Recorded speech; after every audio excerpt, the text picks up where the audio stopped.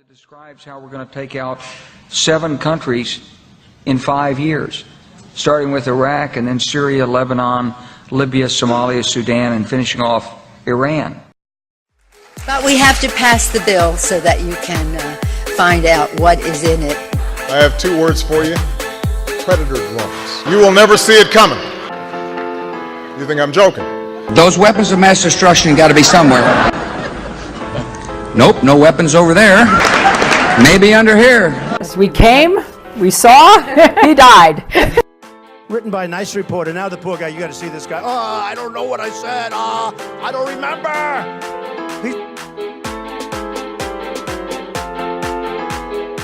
Not continuing Congresswoman Harman, let me interrupt you.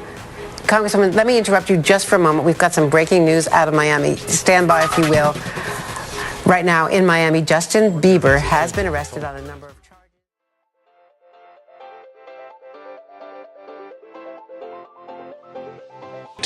From the decks of these 2 U.S. Navy vessels in the eastern Mediterranean, I am tempted to quote the great Leonard Cohen, "I'm guided by the beauty of our weapons." And he could have undermined the messaging so much that he can actually control exactly what people think. And that is our job. Yeah.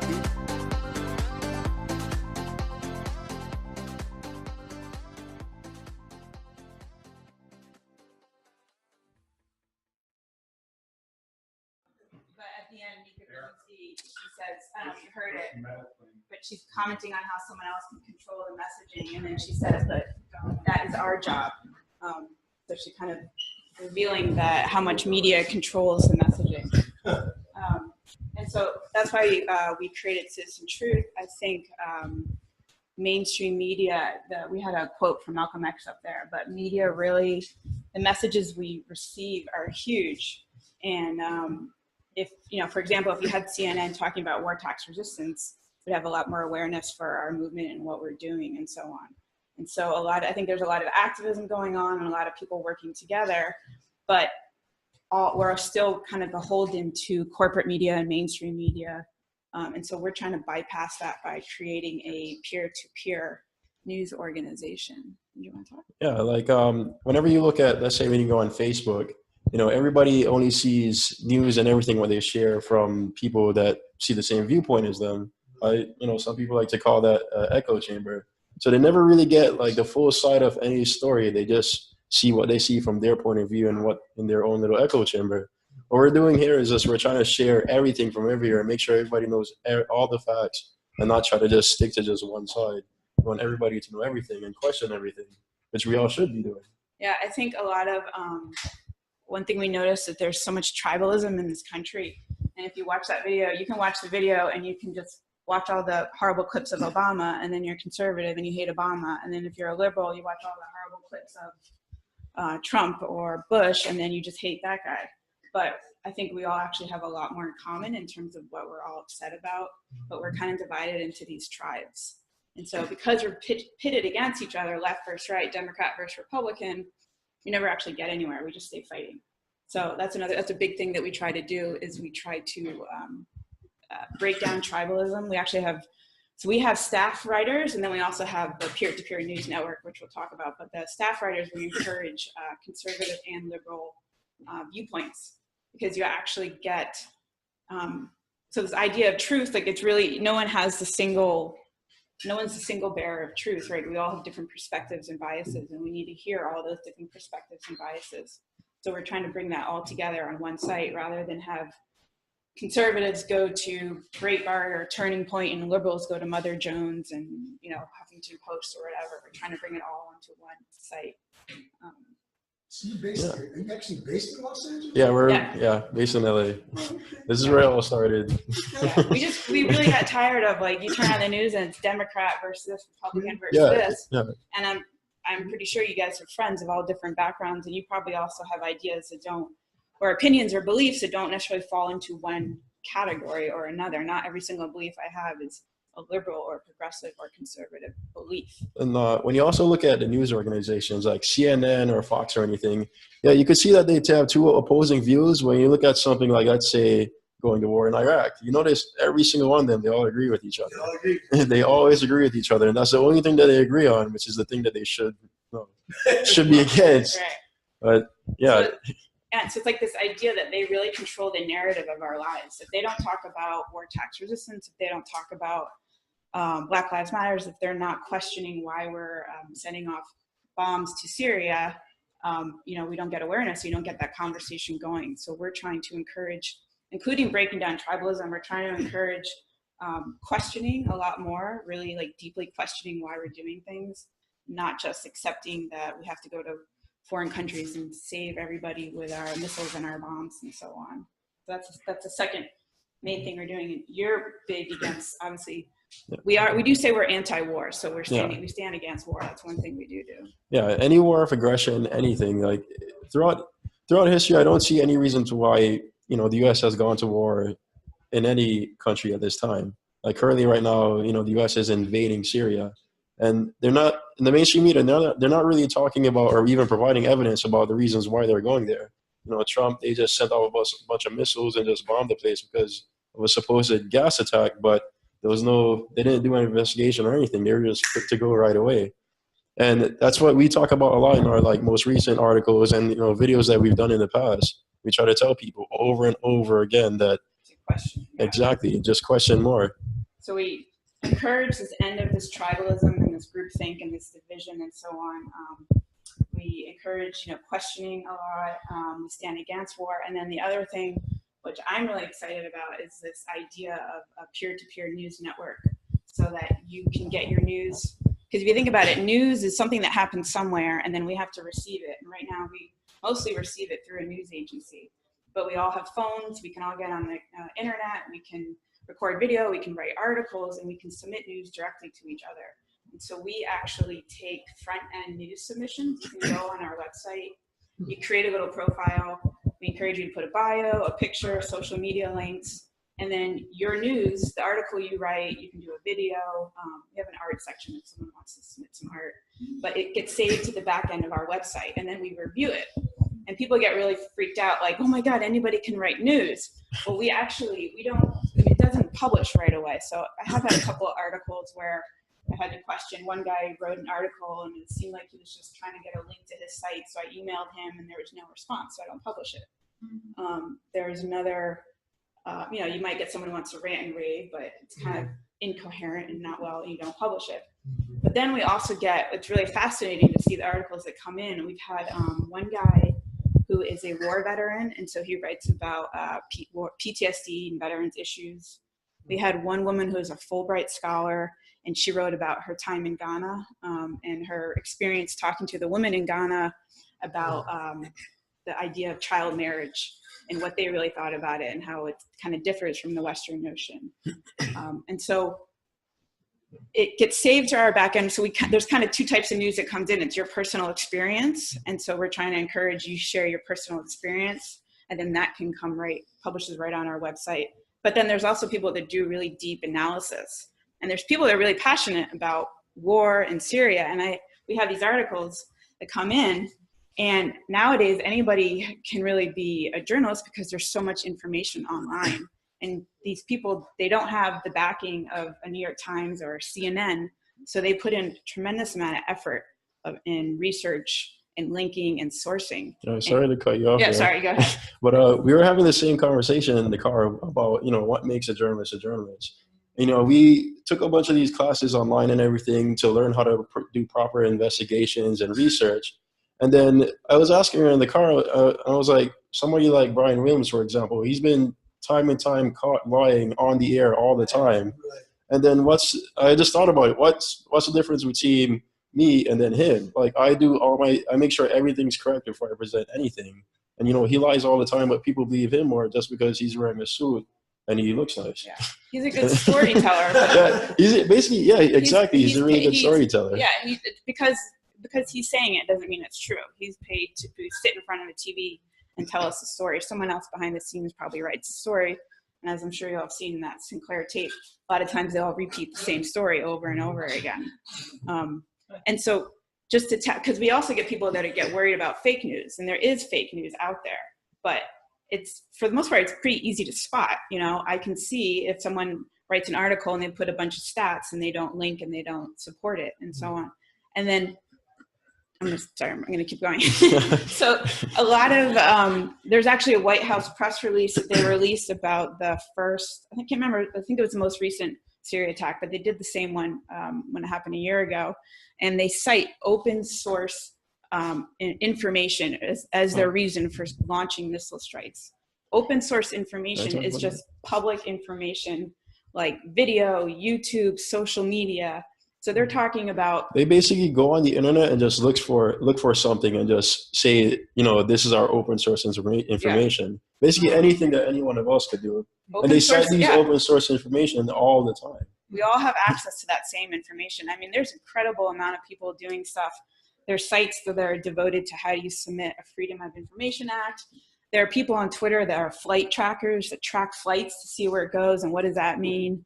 So the government and mainstream media, they're using the same information we have access to. I mean, a lot of times the Syria strikes are based off of footage and images that come from the white helmets. And they're not really going over there investigating what's actually happening. And I've done a lot of research into the white helmets, but they're very questionable in terms of how truthful a lot of their imaging and their video is. I could talk to someone else about that. But the general idea is that all of this information is out there and we all have access to it. You want to go ahead? Yeah. So in terms of access to the information, I think the reason why some people, they, you know, watch CNN or anything like that is because it's easy to digest and then somebody's just basically just giving it to you. You don't really have to search for it or work for it. And we're trying to sort of do the same thing as CNN. We're trying to do all the hard work for everybody else. And at the end of each article that I write, at the end of each video, I want people to just don't ever believe anything what I'm saying. Question it. Same thing what you should do with anyone else. Question every single thing. Look me up. Search for everything I just said. Don't believe what I said until you actually looked at the facts and the evidence for yourself. Yeah. I mean, there's no single arbiter of truth. There's nobody that has the correct answer for everything. It's really, it's all the different viewpoints that come together. You know, you don't know what you don't know. So if you only go on our liberal site, you never hear what the conservative side is and so on. So we're trying to keep it short. So how you can revolutionize the news. You can submit news on our site and we publish to all the search engines. We go to Yahoo, Google search engine, we go to Apple News, we go to all of our social media as well. And then I think the other big thing too is that believing that you actually have news and a story to share. I talk to people sometimes, and I have one friend in particular coming to mind who, when I talk to her about politics, she's like, yeah, she can cite studies and things that happen, and she has so much knowledge. And I suggested, like, she write an article, and she was like, I don't feel like I have, you know, the authority, or I don't have the right to say something. And everybody has the right to say something. We all have personal experiences we can definitely write about that we can share. If it's your experience of traveling somewhere or some struggle, or maybe you're battling the court system or mental health or whatever, sharing all those stories. But then you also have a right to go online and read news and analyze it. And people that do that, they tend to be very thorough in their investigation. So it's believing that you have news and that it's worth sharing, and that you can share it on our site, or if you want, you can share it on your social media and all that. And when you share it on ours, it'll go out to the search engines, and then other news sites can pick it up as well, and so on. And we're trying to create like a community, because once you get a profile, people share it, and then people start talking to each other on their articles and so on. Oh, I think you had a question earlier. No? No, that was my CitizenTruth.org, Suppose you had already published an article on another online site. Would you publish it? Sure. I don't understand how that works. Yeah, I mean, only ever put something in one place? No, you can. If it's your original creation, you can do it anywhere. There are certain websites, like we have a Creative Commons license. That means anything that we publish, we let other people publish it as well, as long as you link back to us. That's a lot of sites do that. So sometimes we republish other sites' news that has the same license. And it's because then they get a link and they get awareness of their news, and we share this kind of dialogue. The protocol. So suppose I gave you an original piece and you published it, and then I gave it to someone else. Would But I can't. You just ask them to link. Yeah. Yeah. Okay. And for videos on myself, since I mostly cover videos, it is Creative Commons, but if you wanted to upload our videos anywhere else, you don't have to ask my permission at all to do it. Because I more care about sharing the information and making sure people have that knowledge than anything else. Yeah. People. Yeah.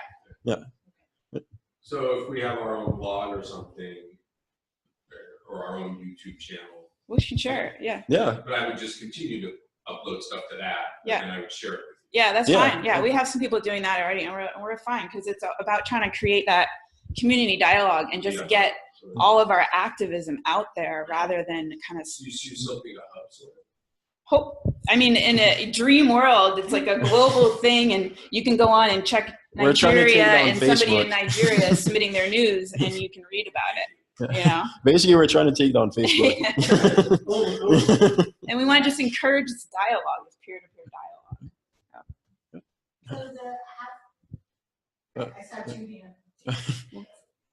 So how does the peer-to-peer, that dialogue happen? Like when someone posts, then there'll be There's comments, yeah. At the end of it, there's comments, yeah, exactly. So, and I mean, as it grows, there's so many ways it could expand, But so the potential for how you could create that community and that dialogue could be, huge. Where you want to go with it. So how are you getting paid? Not really getting paid. So personally, when I first started doing this, I've been active in activism for a while now, and I started not with the intention of getting paid. I know this is not a life where I'm not going to become a millionaire, and I accepted that. If I wanted to get paid, I would have become like a banker or something. So I'm not doing this for the money. I'm doing this because this is something I believe in. That's what everybody should be doing it for. As it grows, I've talked to some people about how we could grow it, and there's a lot of different ways. There's ads and so on, but I mean, I was talking about you can set up a foundation and try to encourage, kids to share their news, give them equipment to record stuff and so on. So there's all sorts of different ways it can grow, but that's just kind of as things grow. Right now, it's not how we make money. We just do it because we believe in it, and we really believe in like the power of people sharing their news directly with each other and getting out the word of your activism, letting people know what you're doing, what your activism is, and sharing all that. So you have a fee of any type to get on the internet? What do you mean by a fee? Other than an So connection fee, do you have a website fee? Well, we have our website, citizentruth.org, and on the front page, we have our own writers that write news, and then we have one section called Your News. It's a mixture of both. Some of it's volunteered, some of it is paid. But then the Your News section is just anybody that wants to click on there, register, log in, submit news, and then we have a column on the front page of Your News, and then another section of the website where it's all Your News, and that's where we're getting people submitting their own articles. Paying the people that you pay? Just out of my pocket. We would right now we're an LLC just because it was simple and easy, but as to grow, that's the thing. How could we be a nonprofit? Do we want to be a nonprofit foundation? We would love to have donations. I think we need to increase our size. Yeah. Yeah, if you want to donate, yes, there's a Patreon account we have, and we have a couple people, donating on there. Yeah. Thanks. You had a question? What about trolls? I think the concern except if you take comments, you always get these. Yeah. Well, we don't publish. There's certain things that in publishing articles, we won't publish hate speech, right? And you can moderate comments. If you get comments coming on there, people acting like trolls, you just delete it. You get them out there. We don't want that. I'm sure you're aware of this. You're not Yeah. supposed to say it, but there's plenty of hate speech on the left. Oh yeah. I've experienced it because if you say something, So and we have it's. I don't get to monitor it as much because I don't have time, but because we encourage liberals and conservatives, we get a lot of arguments going on. Yeah, we tend to not make it into like a big argument thread on Facebook because you've seen those before. I mean, a big thing is just to not use labels. Tell people not to use, call names, no name calling, no labels. That kind of brings some of the conversation down. Yeah. Did you have a question? Yes, I have like 3 or 4 things. I'm just going to say them. You can respond. Okay. I think what I inferred from what you're saying is that you don't necessarily put stuff up like categories or issues, but that people can search for stuff and it would come up. We have, yeah, right now, I mean, if it grows, as it grows and comes bigger, there's so many ways we can break it up. Right now, we just have it kind of broken up by US and then a few issues under there, like politics, and then environment. And then we have a world news section and then your news, and that can be anything. Your news right now can just be anything. It's, So it struck me as a question just from the sense of like who's categorizing, who's creating, like yeah. that language becomes the really the other things that I was thinking is like it's kind of like playing around with definitions of democracy. What does it mean for people to have voice and representation? And it made me wonder if you could speak for a second about how you understand your relationships, for example, sites like Democracy Now. Yeah. And then, do I also understand that you don't, you're not connected to articles that would come up on other news sources? Like that you're not picking and choosing articles from other sources, you're either producing it or people that have not put it somewhere else. Sometimes we do reproduce. There's a handful of other sites that have a Creative Commons license and encourage it. Websites like to encourage that you repost their news because they get a link, they get a backlink. That's how you build up your website in search engines. Plus, it just creates awareness of the brand. So I reposted, I got permission from Erica to repost, an article from the National War Tax Resistance website. And so there's a couple others. There's like Common Dreams. Democracy Now! Encourages that you repost some of their stuff. So we do that sometimes too. And let's say if I write an article or if we do a video, most of the research that we do, we usually take it from other news sources. This is from everywhere. I think for one video, I took a lot of sources from CNN, even RT, Democracy Now!, Alternate, The Intercept, and I just compiled all the information. It's so funny when you do that type of research, you see that they could be talking about the same thing, but they're all saying it really differently.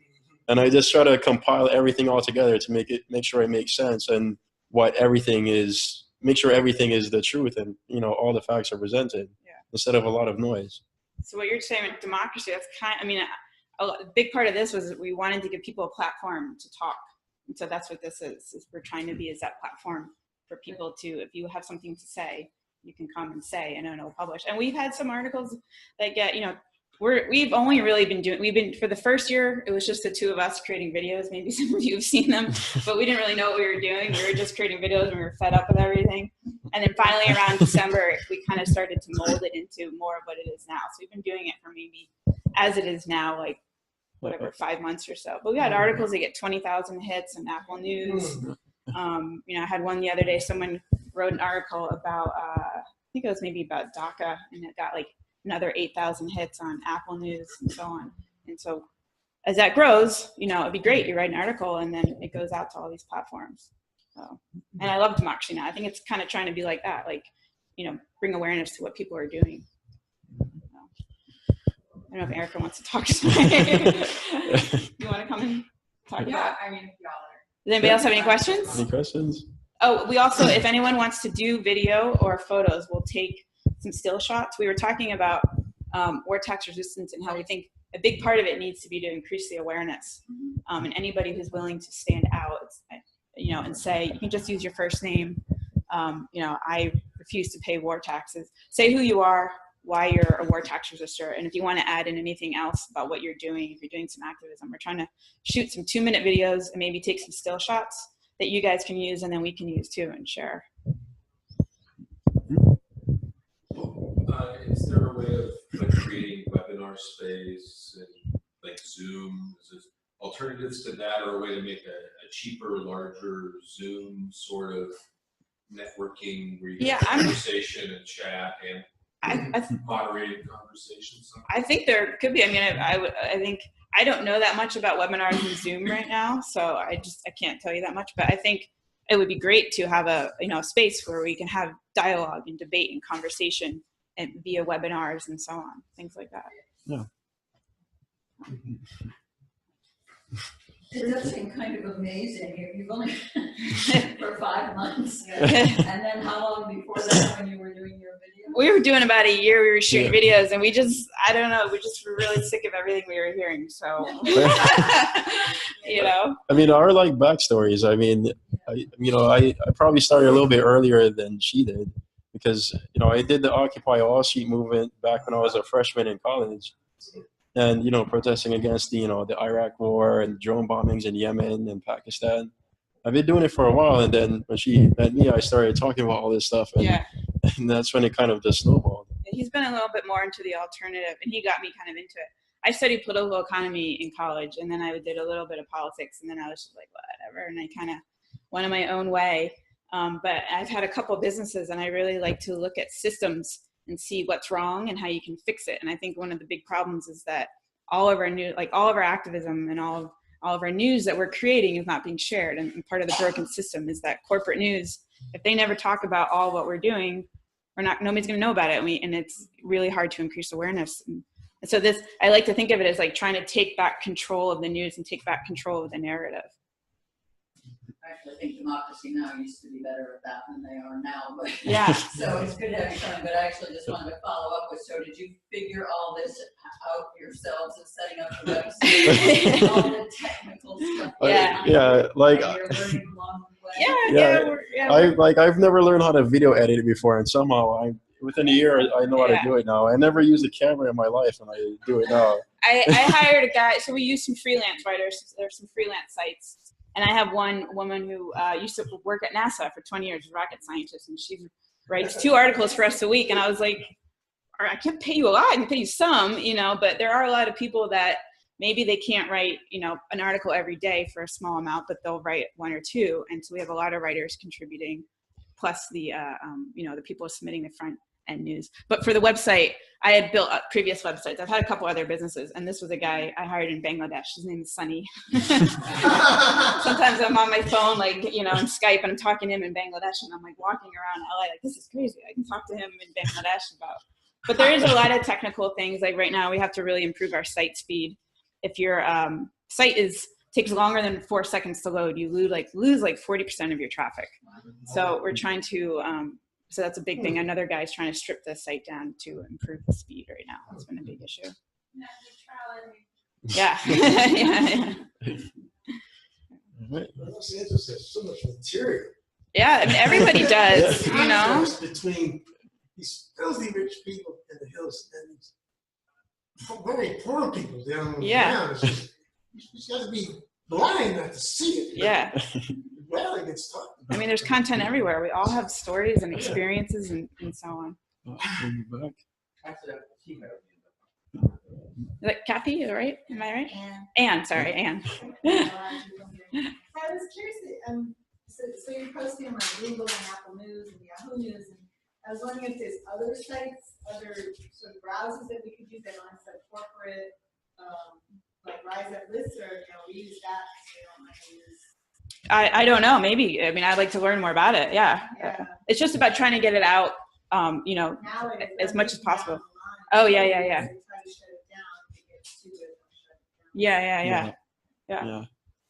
Is there any hope for? Sorry. Unless it had to do with that, because I wanted to go back to something you said a minute ago. Sure. Like, you referenced that one of the problems of society, we just don't share our information. Mm-hmm. And it's a really bad pattern is the way we think about retirement. Plus, older people, they have some knowledge of it, and they're not trading it off and giving it to the younger group. Have y'all ever thought about, bring in elders and youngers? And have them talk back and forth a lot? Yeah, we'd love to. I mean, we all have other jobs, so we want this to be our full-time job, and we would love to, grow that Your News site and have it divided up maybe by regions and searchable by categories and so on. But yeah, it's just, we'd love to have all of that. So if you guys want to submit news, come and do it. We need older people, need the younger people, young people need the older Yeah. people, and society splits them, so we never really grow up. Yeah. Just repeat the same. Yeah. Did you have one? Well, is there any hope for, and this is outside outside of the scope of what we're talking about. Any hope for a replacement for Facebook? Or is that just going to be some big new thing that suddenly emerges? But it's just so disgusting how Facebook is censoring Palestinian voices. Upset me every time they use Facebook. Yeah. I hope so. I mean, we would love to grow enough that we could, do something like that, where we have enough, profiles and all that, and people are just sharing their news directly. I've seen other sites. There's one called minds.com. It doesn't have the right feel, I don't know. I hope so. I think all people are sick of it. It's just if something comes along at the right moment and taps into it. Yeah. I mean, just like that woman was saying yesterday from Black Lives Matter, if you keep chipping away, that one little chip might just take it down, the whole thing down. So that's one thing. I'm always an optimist person. I'm always hopeful. Hopefully one day that's going to happen. That's what keeps me going. I'm not sure if the question is formulated yet, but it feels really this comment about people not sharing information. Mm-hmm. It's like that's actually not the issue. We're beyond that. It's that it's explicit. There's explicitly like the way that the technology function is that different people have access to different information. Yeah. That's true. So I guess my question is, so it sounds like is your point of doing this that you believe that the thing that you're creating has the potential to overcome that problem? I hope so. Yeah. Yeah. I mean, the ultimate goal, my dream is that, everybody is sharing their news, and then it's like, there's like the quality of the content and the conversation is what kind of rises up to the top. Yeah. And then it overcomes the technology that does that because things are located together, that they provide them together. Yeah. Exactly. I mean, we share a lot of news on our social media, but it stays in our social media, and it stays in that, stays in your followers or whatever. Kind of an algorithm buster. Hashtag. Algorithm buster. Oh. Ruth? Well, I don't know. I was just thinking, so do you find a way that your stories are shared, like one method that's stronger than another, Twitter versus Facebook versus all these just sharing from news sites? Yeah, I mean, when you publish an article, it's going to go to all of those automatically. The way some people have been more successful is when that woman shared her story about being in Ghana. It was on International Women's Day. And so when you share something if you know a day's coming up and you have an article and you want to relate it to that, sometimes when we had, Kanye West was in the news a lot, and one guy wrote about Kanye West, and so that article did really well because that's what was going on at the time. But I've definitely seen, because sometimes you think it's the cheap articles, like the cheap headlines, and the cheap articles just pick up and circulate. And I've definitely seen that. I wrote an article about Laura Ingraham and David Hogg and how it was kind of dividing our country. And that was probably the best article. And I think because it was the content, I don't think it was because of like the headline. It wasn't the clickbait that got it. So I think there will be some like headlines or clickbait things maybe will attract attention, but I think people do still read and share what they find is quality content and that they connect with. And video versus? I think both. We do a lot of writing, but I think from what I've heard percentage-wise, video is just becoming more and more larger in taking over a bigger share of what's actually being shared. But I also think short video, like if people don't know you, they're not going to watch you talk for 20 minutes or whatever, But, 30 seconds. Yeah, exactly. And you want to try to grab people in the beginning, and hook them in and get them. You have to compel them why they want to watch your video or read your article or so on. Some places the video needs to be unclipped. Like if you trim the video, there's some places then not take it because it's been. They don't know if it's up or is that it? Well, like if you're talking about, I don't think I've ran into an issue like that before. But Instagram only lets you like post a minute-long video. Yeah. And I'm not sure about Twitter. I know with YouTube they've demonetized our channel, so now we can't even make the 10 cents that we were making before. YouTube, it exists, and there's good news on there, but they're kind of like Facebook in that they're kind of very controlling of what is getting popularity and so on. So what you can do is you can upload your video to YouTube, and then we can embed it in your article. We can embed it, and it'll still be on. So it'll post to your article. You can always just put in the link to it, and I can embed it or whatever. And the post will be created with your video, and then you'll still also have that YouTube video up there. So you're not relying just on YouTube to get the news. But then that means you have to store it too. You're storing it? We don't store the video, because if we upload it and store it on our website, it would really slow down our site. So when you embed the video, it stays stored on YouTube. But however embedding works, it means that I don't have to download the video to our site. We just embed it, and you can watch it there, or you can click it over and watch it on YouTube. So I have some videos that were when I appeared on TV. Yeah. That are on YouTube. Yeah. And that's not an infringement in any way. No, YouTube. I've had to research a lot about like images, what images we can use, and YouTube has, when you upload a video, you automatically create like a Creative Commons license for your video and for screenshots. So we can take a screenshot of your video and still use that. Without permission. Yeah, so you can take a screenshot of anyone's video on YouTube and use that as an image. We do that for our news sometimes because we can't use, we're not paying to use Getty images or Associated Press images, but it's kind of fun.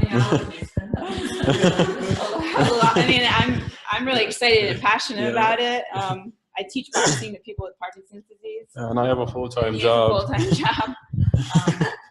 So whatever time we can dedicate to it, you know, when I was unemployed, you know, every single day of the week for about 9-10 hours a day, we would always just be working on it. Just writing stuff or making videos. And yeah, I mean, I don't have as the free time nowadays as I do before. Hopefully I will one day when I go on vacation, so I can do this again.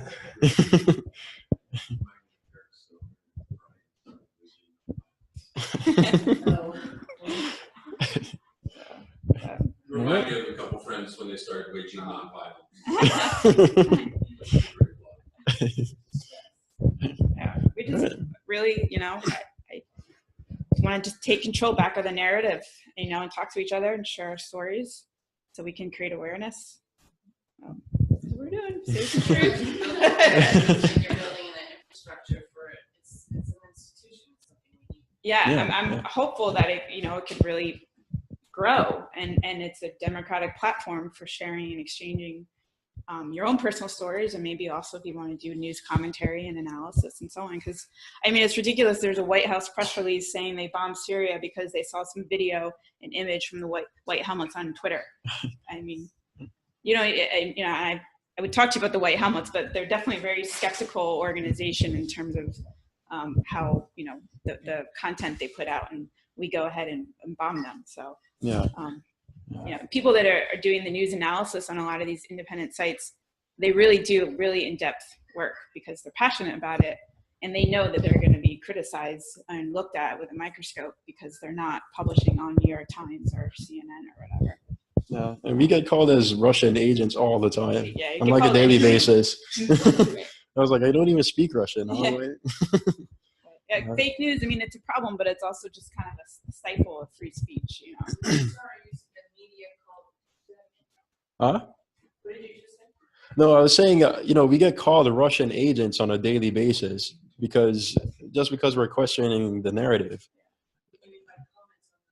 Yeah, comments on the site, or if I tell some of my friends what we're doing, they say, "Are you a Russian agent?" I was like, "I don't even speak Russian." Or it's funny. I was on Twitter, and we followed lots of different people, and this guy was like so great, you followed us. Like, together we're gonna rise up and take down the left. And it's like why are you fighting the left? You know, like, it's not about left people versus right people, you know.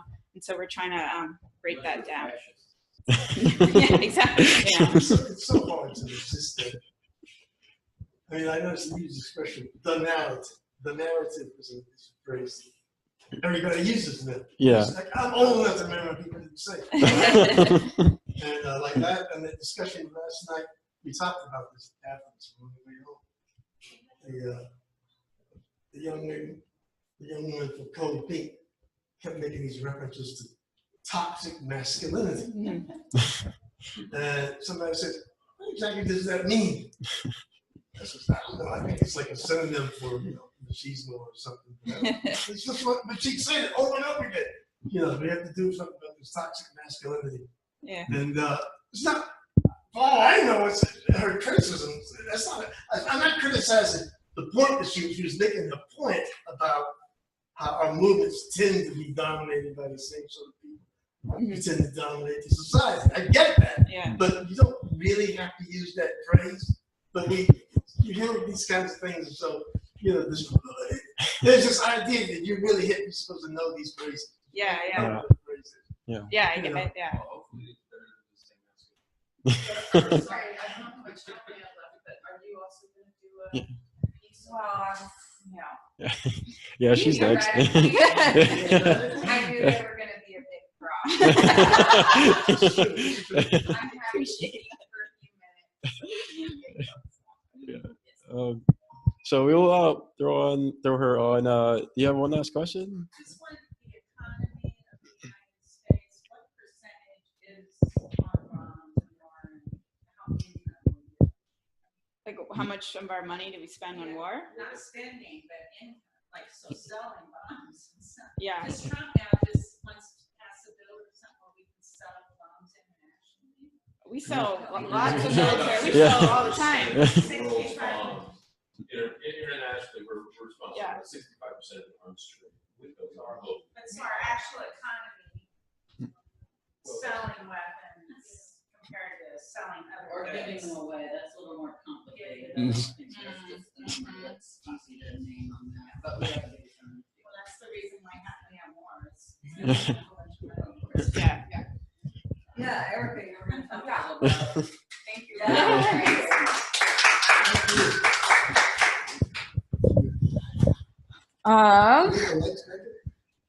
I'm sorry? Do you want the lights back up? No, I don't want the lights okay. back up. Yeah, it's too bright if we put the lights on. Then I'm gonna have to put my sunglasses on. I'll look really suspicious. Yeah. Yeah, I've been doing Nutrit's social media for the last 5 years up until about February. And we have a new social media coordinator, Sarah Mueller, who is doing a lot of great stuff for us. And so in relation to what Citizen Truth was talking about, so I was thinking about this video that y'all put out last year, maybe around tax day or something, but it was just like, you were like sitting on your couch and you were just talking about war tax resistance for like 15 minutes. Like, what is war tax resistance and stuff? And I was like, gosh, why have we never done something like this? Because it was super relatable. It was fun to watch. And like, I'm like sitting, updating text on our website or, writing social media posts going like, we need more kinds of content about war tax resistance. So that was great to see.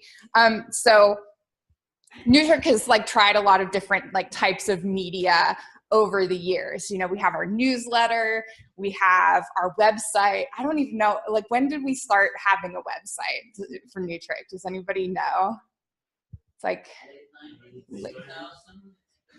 I mean, there's definitely like a website that has stuff like going back to like 1998, like the old, yeah. So, and then we didn't start doing social media in earnest until about, I think it was late 2012 when it started. And I started doing it in April 2013. And so the media landscape has changed a lot. And,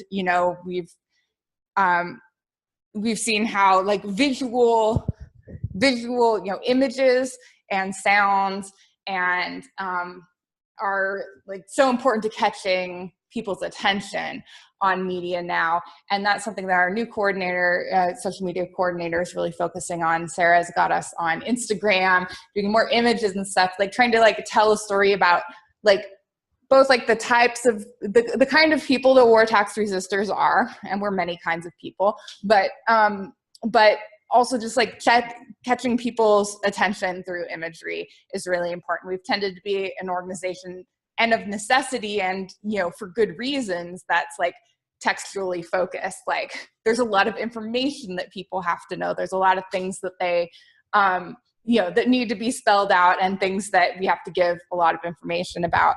But I think that there's, in a more visually oriented time and with the internet, it's good for us to branch out a little and experiment with like different ways of expressing our message or catching people's attention.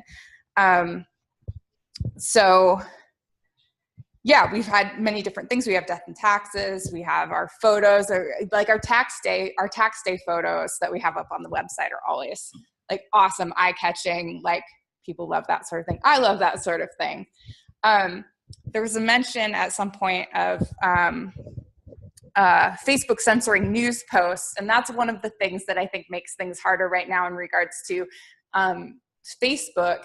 It's not just like censoring news posts, although they are like, conducting like a sort of site-wide evaluation of what they think is correct news or incorrect news, and downgrading certain sites based on some sort of evaluation of what this is, which inevitably means that the corporate media is like considered to be like valid and good and correct. But it means that like sites that might publish arguments for war tax resistance or get into the details of what we all know is going on can be might not get spread around on Facebook. I've noticed in the last several months that my posts on political topics do not get nearly as much attention from people on my very own friends list. So I'm like sharing political stuff and nobody seems to see it. Very few people seem to see it. And so that kind of like Facebook is deciding what they think people want to see, which is not necessarily what you actually want to see. Facebook is deciding what you want to see. So at the moment, like social media websites that don't conduct that level of sort of censorship or filtering of your feed seem like better bets, although any site could come up with that at any time. And Instagram is one of those ones where, if you have a feed, you're seeing everything in the feed. It's not being filtered, as far as I know, or yet. Yet. Can I give you a point? Yeah. When I was talking to a lot of other independent news sites, they say one way to beat the algorithms is that you share memes, and then memes are very popular. If they're funny, they make something, make a point, everybody likes them, they share them, and then your stats look better. So then your other posts that are regular posts, maybe more detailed or whatever, more issue oriented, hopefully it'll bump up those favor your news a little more. So yeah, like share cute cat pictures in between all of your political posts, I guess. I do more Facebook. I've done a bit of Twitter, and then for a job, I've done a little bit of Twitter, but I haven't done Instagram. Is there a reason to do Instagram if I'm going to do social media at all, or just not? So What do you like about Instagram?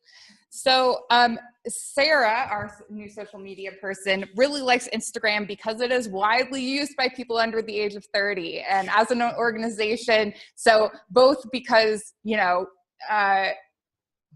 because Newtrick is an organization that's always, looking to get its message out to new generations, that's important. Facebook is more widely seen among, people under the age of 25 or 30. Facebook is becoming sort of old news. It's like what their parents use. So for this new generation, the generation after the millennials, I guess, Facebook is less of a thing. Instagram is a platform where every post has to come with an image. So it might be a photograph or it might be a meme that you make. I think they also started doing videos recently, so you can post a short video. Yeah. But so every post has to be visually oriented on Instagram. That's one of the reasons why I didn't use it early on, because I was like, I don't have a lot of visual content for this medium, or it's harder to create visual content for that medium. But it's a growing platform, and it's different. It's different enough from Facebook that you're reaching people differently. I mean, Facebook for events and stuff. It's still really widespread, it seems, even amongst. Yeah, Facebook event. We don't have a replacement for that. No, because so like Instagram is pretty much like you post a picture and then people comment on it. And it's actually a little harder to link to websites on Instagram because it's like sort of visually focused. You can kind of like figure it out. But yeah, there's no extra kinds of posts or things. So there's no, groups or pages or events or like those types of things where Facebook is like on, Facebook has a zillion different types of things that you can do with it. So Twitter and Instagram are, and especially since the Cambridge Analytica stuff with Facebook, a lot of people, including many people in my friend circle, are moving away from Facebook because of that. There were many good reasons to move away from Facebook before that, but I think that was kind of like the kick in the pants that some people needed to be like, no, this is not where I want to put like so much information about my life. So I'm really excited about the direction that our social media is going. And when you are coming up with your local media stuff and, send in stories to Citizen Truth, also, if it's related to war tax resistance, it can be published on the Nutric newsletter and the blog. So I encourage folks to get in touch with me and, send me ideas if you have an idea for something you want to write, or we can talk about fitting that in somewhere in the Nutric media. I can't call it an empire. The Nutric media anti-empire. So if you want to get in touch with Sarah about Nutric social media, she's at socialmedia@nutric.org. I'm at wartaxresistor@nutric.org. Just encourage folks to help us expand the amount of media that we have to offer so that we can, get the word out at the national level to the degree that we're able to. So thanks, everyone.